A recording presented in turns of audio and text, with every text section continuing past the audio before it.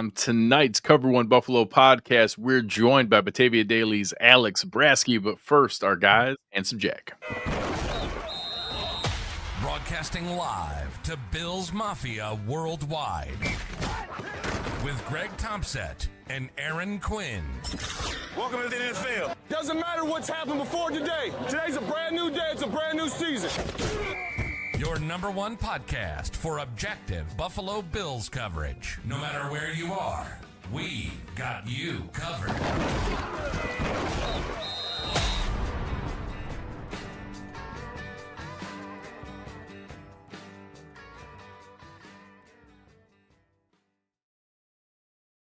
Good evening and welcome to the Cover One Buffalo podcast. You are joining your host, Greg Tompsett, along with my partner in crime, Aaron Quinn. Aaron, how we doing? I'm excited to talk about Gore Jr. all night. Bump him up a little bit here now. It's we're starting to get into the more fun episodes on this position preview, and excited to have Alex on. I haven't talked to Alex in a while, so excited to have him on and get his perspective on running backs and more. Yeah. So excited. Obviously, Alex been out there at OTAs. We've had a lot of fun stuff going on. Tonight is our running back position preview. We'll talk about contracts and depth charts and all that fun stuff. But without further ado, we will bring up our man, Batavia Daily's Alex Brasky. How we doing, sir? How is life? I know you just got done going live yourself. You're just running your show. I think you had Gene Battaglia on tonight. Yeah, I had Gene on for the first time, and thanks for having me, guys, first and foremost. It's been a long time coming with Gene. I'd been on his show several times, and I felt now was a good time as any with so many topics surrounding the Bills with James Cook, this, that, and the other thing. And I also was going to do it on Thursday, but Aaron reached out, asked me to be on your show, so I figured 2 birds, 1 stone, and now I have Thursday free. That's right. This is just efficiency. That's all. I feel like you're going to probably get wings, hang out, watch some NBA finals. That's right. Yeah. Absolutely. Wings. I think I might throw some pizza in there, a few drinks. We're going to enjoy ourselves on Thursday. And then Bills meet a golf tournament on Friday. Looking forward to that. Oh, nice. Do you know who you're paired with yet, or is that a show up and get paired? I'm with a member of the PR team, Xavier. I'm with Dom Tibbetts, and I'm with John Acosta, Dom of Channel 7, John of Channel 2. So we got a great crew. We're planning to win. We've already won the off season. Dom was at the range today. I was golfing yesterday. Xavier, I think, is our anchor. John is going to be a vibes guy. So we are in it to win it on Friday. I can't wait to hear the report back on that. Yeah, I'm excited. I like to see who wins this one. There's a lot of trash talk to be had out there. Yeah, I think the best golfer in the crew. Beauvais is probably the best, right? No, it was AJ. Well, maybe now it was AJ Feldman. I want to say, okay, of channel. I think it's 8 in Rochester. I get these channel numbers mixed up. He's since moved on. He's now a communications specialist. So maybe room for a new medalist this year. There we go. Yeah, Beauvais up there though, right? I've heard. I haven't played with him, but from what I gather, yes, he is a fine golfer, as they say. I like it. And by the way, if Aaron was real media, you could get Aaron in there and be able to have yourself I drag you guys down. Well, I asked Aaron to golf. I think it was last week or something, and he didn't say no or anything, but he gave me a kind of a non-answer. So I'm waiting for him to come back around. And I'm a busy man. I got to golf 4 or 5 days a week in my men's league. So we're gonna get out there as the season goes. And Let's go. By the way, I'm still blocked by Thurman Thomas. By the way, so if you have an in, me too. If you have an in there, Aaron, put in a good word for me. I'm back. You blocked me today. So for anyone who doesn't know, and I have no idea. Thurman Thomas is one of my favorite Bills of all time. I've never interacted with him, but I found that I was blocked by him, and I saw a ton of people commenting. I think Aaron discovered the same thing, and you had kind of made a plea of like, oh, that's lame. Like, come on. Like, I've never said anything bad. Why am I blocked? And I don't know if he saw it or I'm assuming someone brought it to his attention. Yeah. And he unblocked you. And when he did it, he unblocked like a swath of people, because I saw a bunch of other people reply like you made a move for the people. Alex and I were not beneficiaries of that. We're so blocked. I don't know what I did. I am a man of the people. Many have said that. So that makes Many sense. are saying. Yeah. Many are saying. Likewise. All right, I think I've only interacted with Thurman once, and I think it was very brief. So I don't think it's anything I did. I think it may just be one of my opinions he did. Yeah, I assume. I think it was a James Cook opinion that I'll probably say again tonight. That might have gotten me blocked in the first place. I'm never abrasive, so I don't know what it was, but let's get right into it. There's no sense pretending to talk about anything else. I think there are some good discussions around Ray Davis and Ty Johnson, and then even with the Frank Gore Jr. with Frank Gore Jr. and with Darrynton Evans. But obviously, the keystone topic for this position is James Cook. So I won't dance around it, Alex. What do you think happens when minicamp becomes mandatory, when we get to training camp? Do you think this will be healthy posturing, but he shows up and does what he needs to when it matters? Or do you think there's an actual risk of him holding out, or the new thing of holding in, you show up and like, my back's a little tight, and you get the Chris Jones thing where he's standing next to Joe Brady on the sideline and he's there, but he's not there? I want to say the most likely scenario is the hold in, but the way that we've seen him be outspoken on social media is ground that the Bills haven't walked with one of their players in the Sean McDermott long time.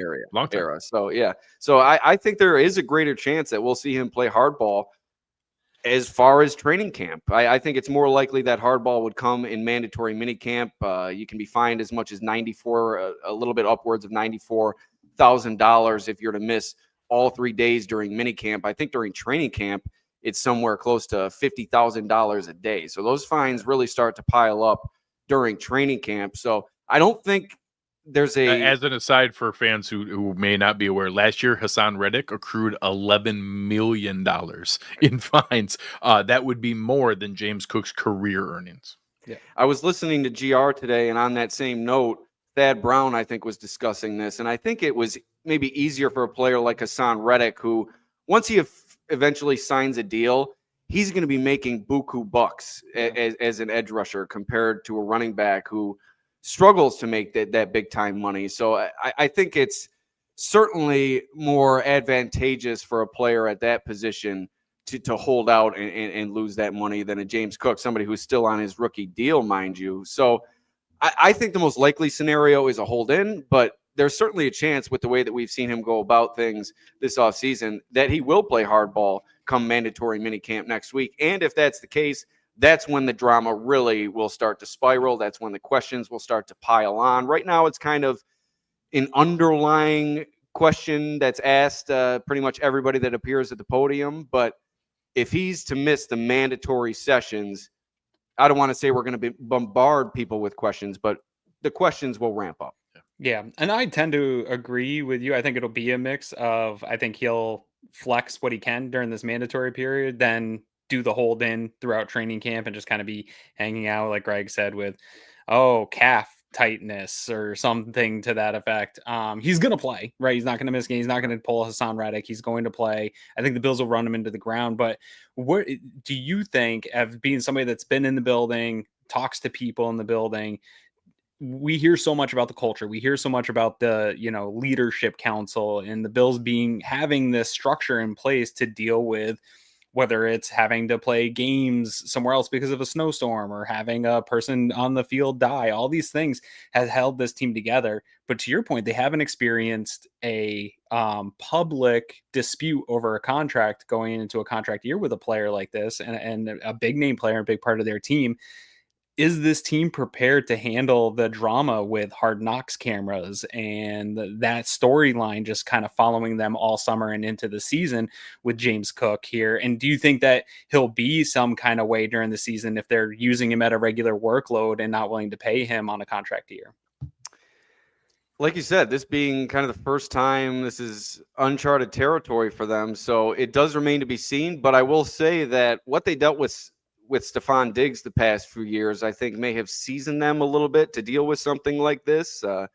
It was really an all for one for all culture here until the Diggs thing happened. And I think that kind of splintered that culture perhaps in certain areas. But I think as a whole, the team has remained steadfast in that mentality. And I don't think anything's going to change that, especially a player like James Cook, who is really loved throughout that locker room. At every turn when players or coaches are asked about him, or perhaps an increase in opportunity for Ray Davis, they're always making sure that they're mentioning how much they love Jimbo, and they're making sure to make endearing comments about him. So even Bean, right? Yeah. Like, right. And to be in negotiations with the player and to go out of your way to say something like that, I think I don't think he's been happy with the way that Cook's representation has dealt with things, but I don't think that angst is spread over in terms of his relationship with the player, nor has it with Sean McDermott. So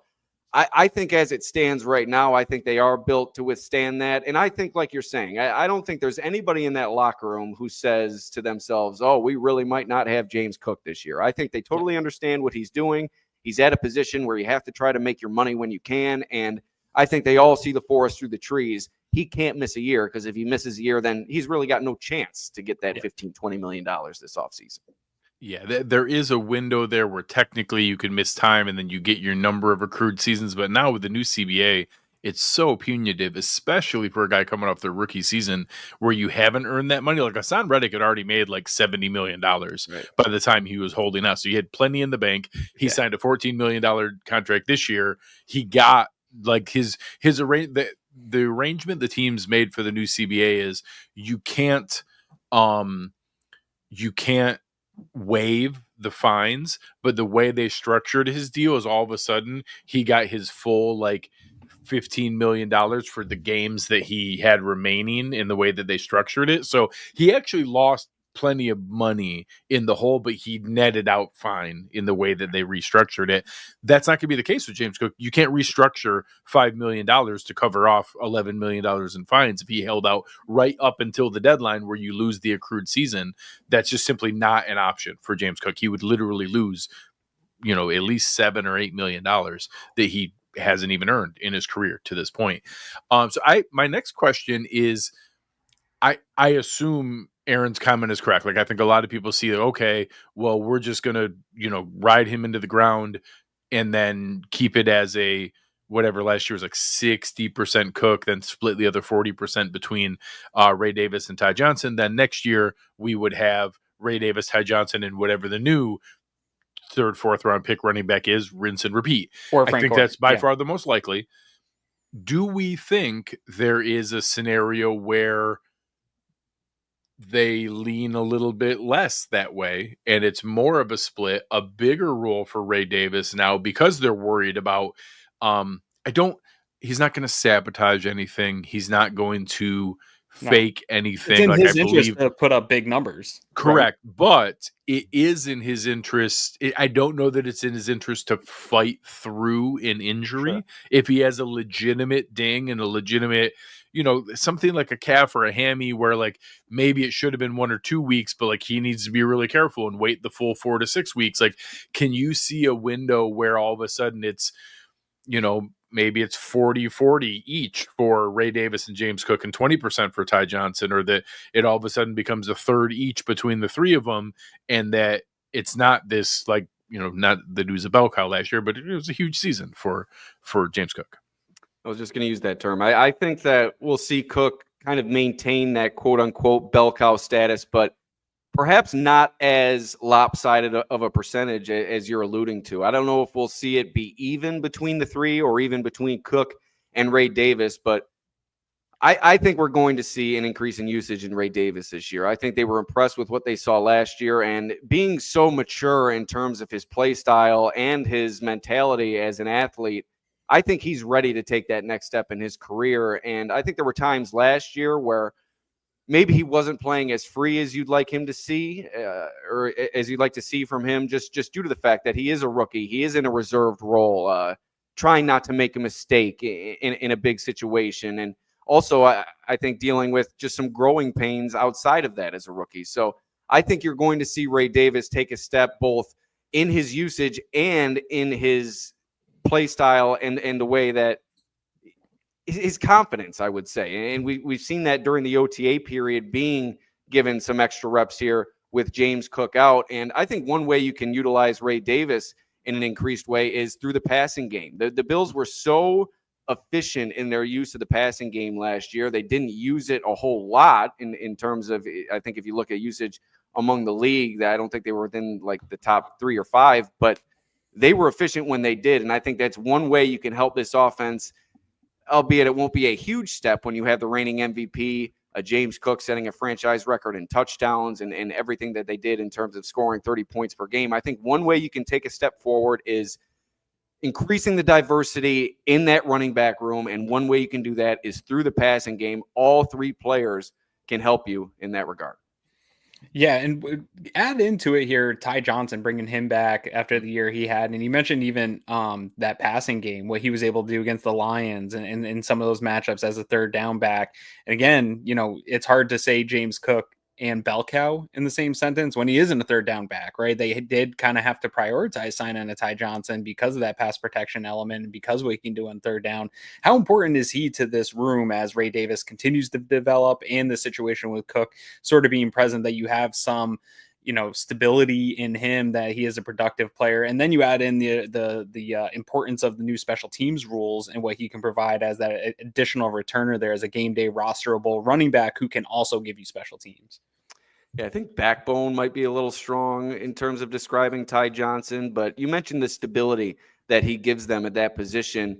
He is he's probably the best third down running back in the league, and his ability in the passing game, I think, is also something you can exploit opposing defenses with this season. And I just think you can count on a Ty Johnson, and he's not a type of player that just brings you that steady ability. He also has the opportunity to explode for a big gain now and then. And you mentioned the use on special teams with those new kickoff rules. We talked to Chris Tabor after practice, and you're going to see somewhere close to 40, 50 more returns per team this year. And that's obviously a big role that Ty Johnson plays on this team. I think his pass blocking ability is second to none. That's something that is critical with this team. That's something that hasn't allowed James Cook to be on the field quite as often as maybe they wanted him to last year. But Ty Johnson filled that role extremely nicely. And while Ray Davis had some big production days, Ty Johnson also had some big moments. So this is really a 3-headed monster. It's one of the best running back rooms, if not the best running back room in the league. And while Ty Johnson might not be the biggest name, and I think he kind of gets forgotten about in this group with everybody's excitement over Ray Davis and then James Cook, what he's done for this team, but just that stability, I think that's the perfect word to use for Ty Johnson. I think that's a great strength for this unit. And I think people may not realize, like, he literally led the NFL out of running backs in yards per touch last year, like 8.4 yards every time Ty Johnson touched the ball last year. I joked online when that stat got carried back. Oh, did he ask for $15 million a year because of the favorable position he was put into? Yeah. And it's somewhat tongue in cheek. I do think James Cook is the best running back that Brandon Beane has drafted out of the ones we've cycled through, the Zach Moss, Devin Singletary, Ray Davis, the whole group. I do think he's been very, very good. I also think a lot of running backs would have succeeded in that offense last year. And I think James Cook did a very nice job with that. But I show, stats. If you look at the yards per carry, receptions, receiving yards, everything except for touchdowns, Bucky Irving, the 5th round pick for Tampa Bay, had a better season than James Cook last year. Those guys are available. And if you put them into a dynamic offense, they will perform. And that's I feel personally for the position that puts James Cook in, because those are analytically available numbers. I will say I don't believe in paying running backs strategically, so I wasn't looking for the team to do that. But I'm always open to the idea that, hey, Brandon Beane doesn't always think the way that I do. I have to be open to the fact of his strategy and what he does. I was a little taken aback in how matter-of-factly he talked about it in the presser, that he really got into it about we're not that close to it, and we're fine. It would be happy to go back to it, after the season. Oh, okay. Yeah, so this is not happening, and we'll see how it goes. But I had never felt more confident after that of, okay, well, this will be his last year in Buffalo, and then we'll wish him all the best on the Panthers or the Raiders or whoever he plays for next year. I also have always felt you don't pay the running backs, but James Cook probably got me the closest last year of being like, man, maybe we should because of his importance in the offense. But then, and Alex, this is there's a number I would support it at. I can't fathom it's the same number James Cook would sign. It's not what he wants. Yeah, no. Yeah. There's a negotiation process that would have to take place with him and bring him back down to earth a little bit. But Alex, this is kind of a question I want to ask you because we're talking about all these guys and I'm torn between like, I really do like Ty Johnson. I do really like Ray Davis as a prospect. And I think James Cook has a lot of elite abilities. But then for those that are just listening on the podcast, my sign behind me says in Cromer we trust. My subtitle here says this is an Aaron Cromer episode.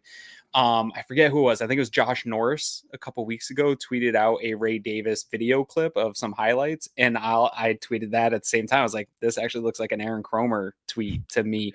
Like at what pre-plug Brandon Thorne on Trench Warfare had Aaron Cromer on. It was an awesome episode. Fantastic episode. Well, and so at what point though, is it like, I'm not saying you can plug in any running back, but man, when I watch those cut ups and see the holes that this offensive line and the continuity of this offensive line is starting to create, it kind of does feel like you can kind of put anybody back there and get production. What do you think about that? Are these guys looking a little bit better because of what they're running in front of? Yeah, no doubt. That continuity along the offensive line is something the Bills were searching for early in Josh Allen's career. And recently they found it, not only with the team's ability to remain healthy along the offensive line, but bringing the same unit back the past few years and going into this year with that core intact from last season after making a few changes. I think absolutely. And you saw it last year. We mentioned it already in the discussion about Ray Davis and Ty Johnson. When they were forced into action in an increased role, the team didn't really miss a beat. And the way that the Bills are running the ball and with the high percentage of run plays that they're using, I think they were top 5 in the league in terms of their percentage of run plays last year.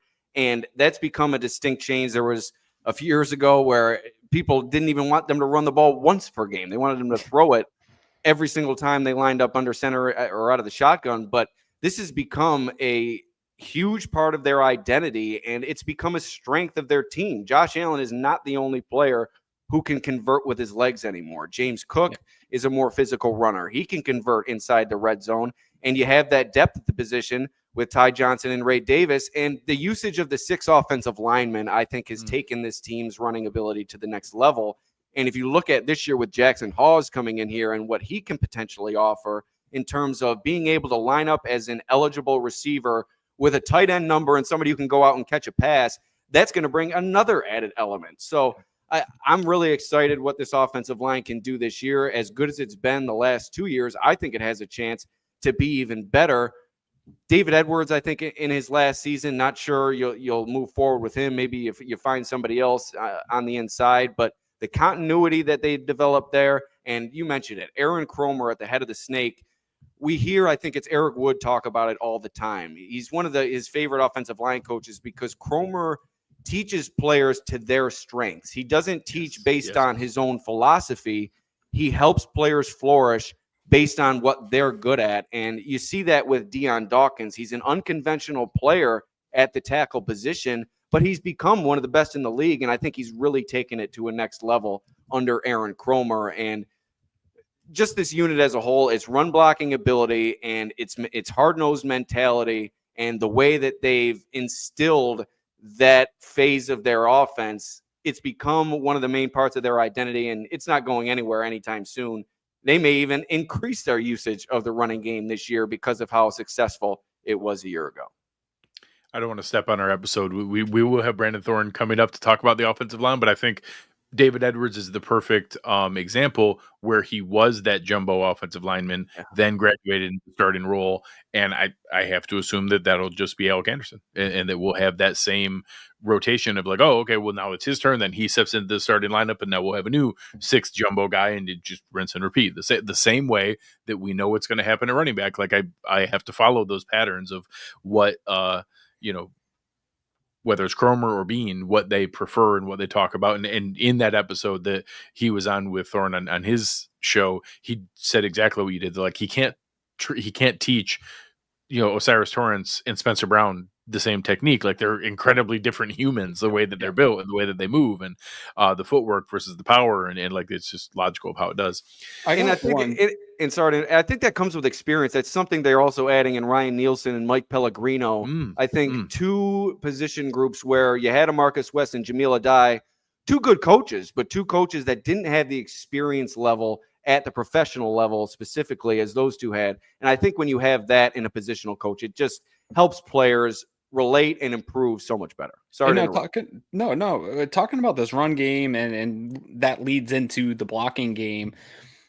Mac Hollins not being part of this offense this year. And I know, again, when you look at some of those clips and some of the successful run plays and the highlight plays, my eye automatically will go to a lot of Mac Hollins plays involved in that, especially in the playoffs. I know he sprung a couple of those runs free downfield.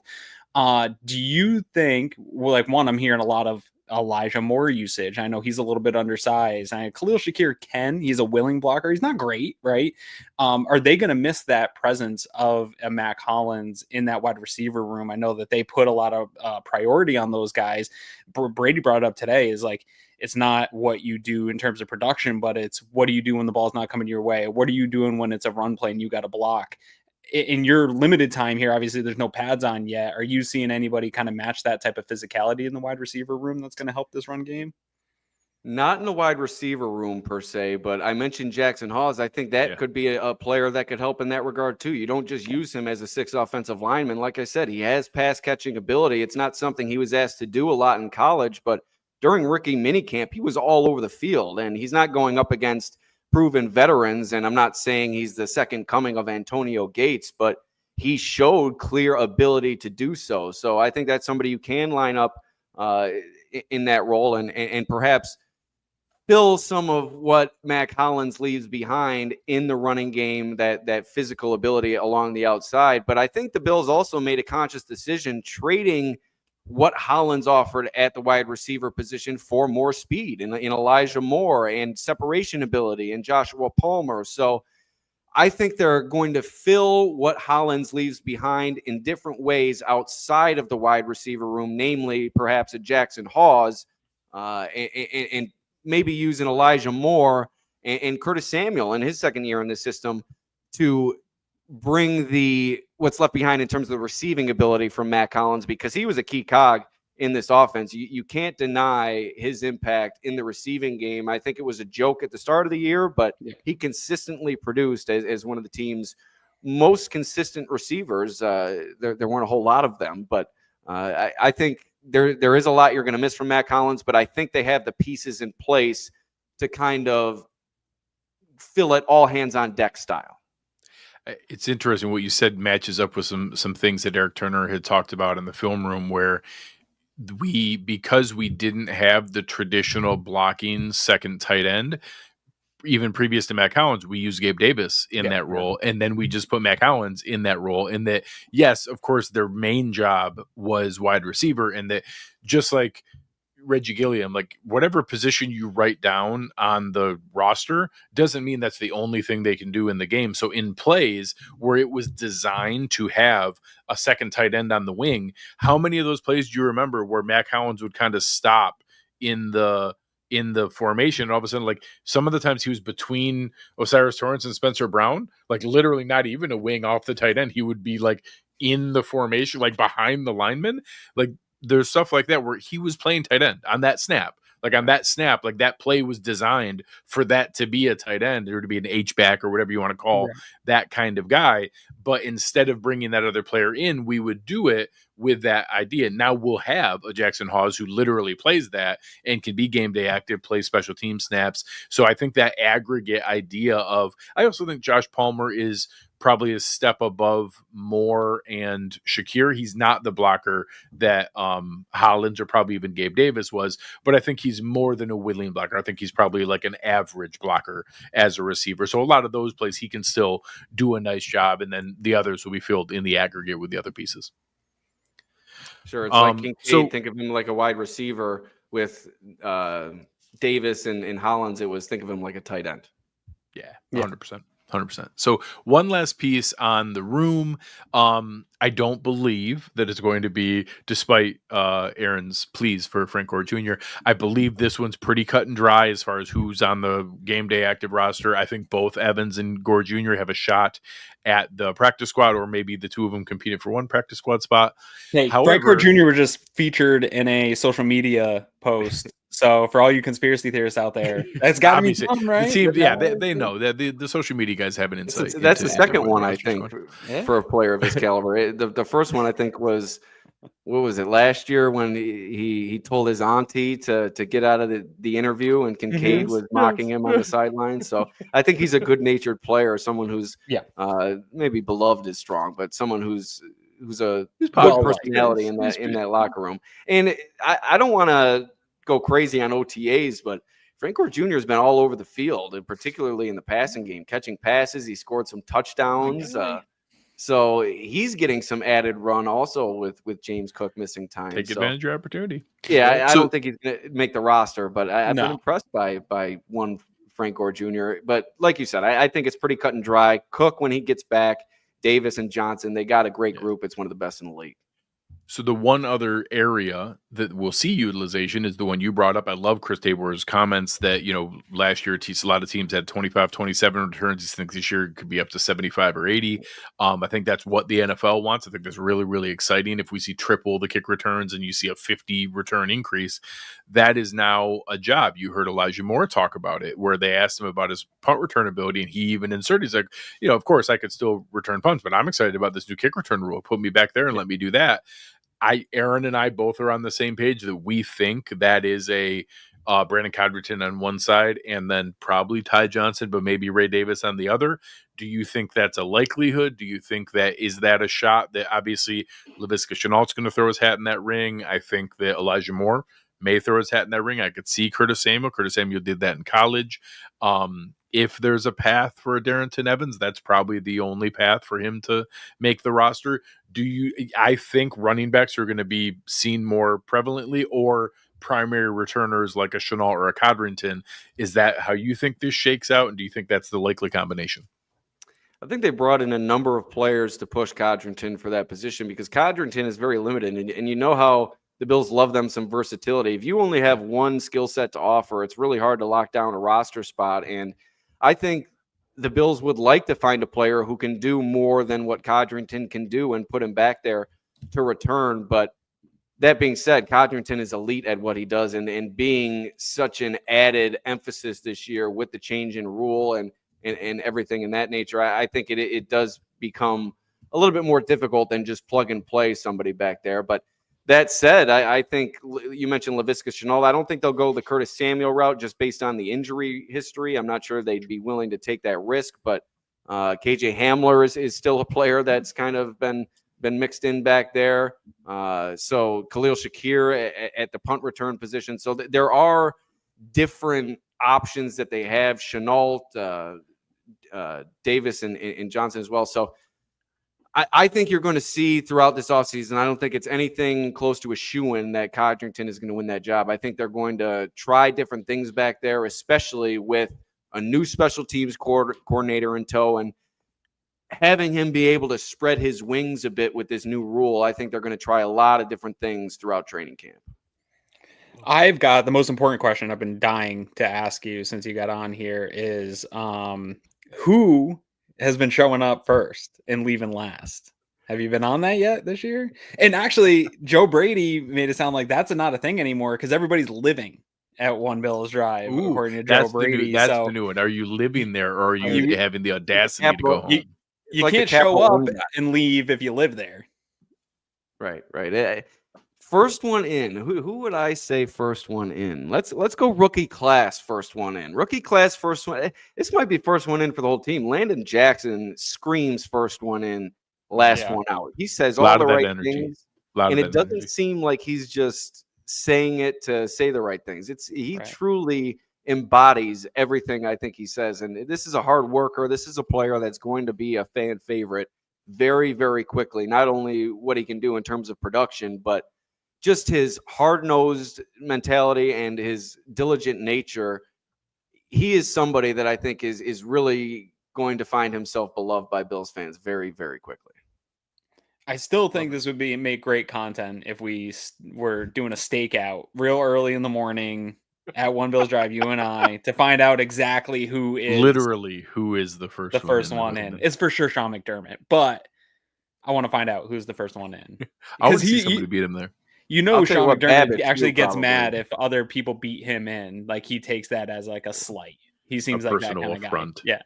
I don't know if he can stop Babbage though. Babbage is somebody, they talk about the players living there. I think Babbage, like, he's always got one foot in the facility at some point. He just and I think it was Trey White who said it after practice yesterday. He just eats, sleeps, and breathes football. So coaching side, I'd go McDermott or Babbage. Player side, as far as rookies, I'd go Landon Jackson. But they got a lot of first in, last out type of guys on the roster. They love those guys. Yeah. So Alex, we got Bills Digest, Batavia Daily right here, right now. Where can the people find you next? What do you got going on next? Yeah, recorded the latest episode of Right Here, Right Now with Gene Battaglia before I hopped on with you guys. Just kind of went down all the hot topics, cornerback 1, safety, what I've seen from players on the practice field, Keon Coleman, Dalton Kincaid. So Right Here, Right Now, you can find that on YouTube or wherever you get your podcast. It'll be out probably later tonight or tomorrow on the podcast side. TheDailyNewsOnline.com, churn out pretty much daily articles whenever I'm covering the Bills. Coverage ramps up around game day. And then Bills Digest, pre-training camp issue coming out mid-July. So be on the lookout for that as well. You can get that. The post-draft issue, it's still available in your local Wegmans. So be sure to go out and grab that. Beautiful. Appreciate you, man. Appreciate your time. Looking forward to hearing more of your great coverage while you're out there with the team, and we'll talk to you soon. Good luck in the tournament. Yeah, bring it home. Bring it home. We got to get out there soon, Aaron. Appreciate it. Let's go. Right. Let's do it. Thanks, Alex. Oh, so obviously a ton of fun to have Alex on. Great insight being around the team and his coverage. Love hearing him in the pressers, always asking good questions. And a piece of me, I don't think that we're going to see a lot of crazy drama around James Cook, but there's a little piece of me that's worried. I don't want to see a long, drawn-out, protracted hold in or whatever BS it could be. I think the chances of him missing actual games isn't that big a deal. I think the easiest position to just plug in when the regular season comes is running back. They don't actually get hit all of camp. You don't tackle to the ground.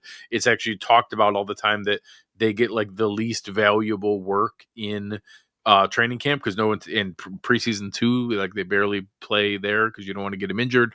So like if there's a player where I guess I don't really care how many reps they get, usually pass rusher and running back are the two that like just show up, you know what to do on game day. Like it's not that complex.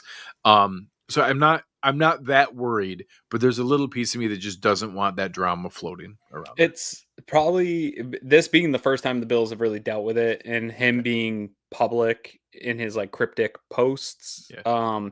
I have a hard time thinking the Hard Knocks producers aren't going to try to play into it. They're going to drum up every ounce they can because there's not a ton of drama around this. And there's a lot of good vibes and good feelings. There's not a ton of drama or conflict. That is the story, conflict story. Hopefully that's the only one.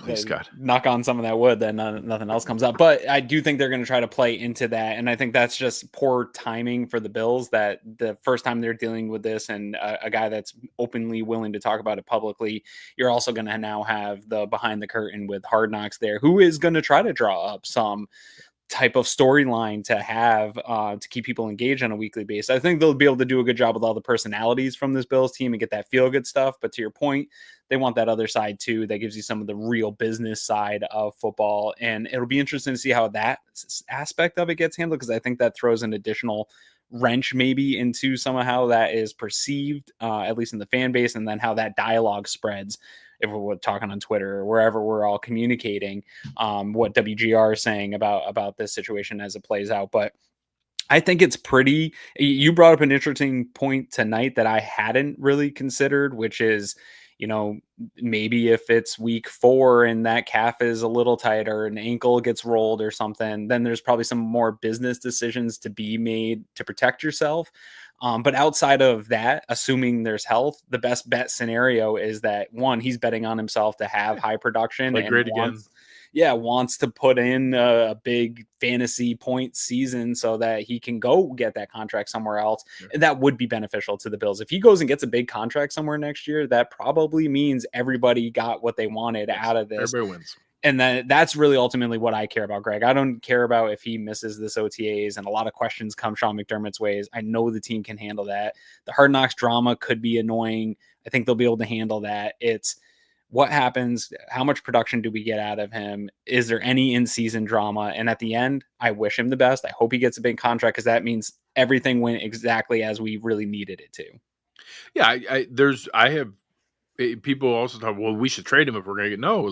The most value we're going to get from James Cook is him playing great for the team again, and then wishing him all the best when he signs somewhere else. Like everything doesn't have to be this long-term asset play. Like sometimes the value is the player plays and then they leave. Like we've had that happen before, and it's not the same thing with Tremaine Edmonds, same thing with Gabe Davis. Like not everyone extends and re-signs. Like it's not the end of the world.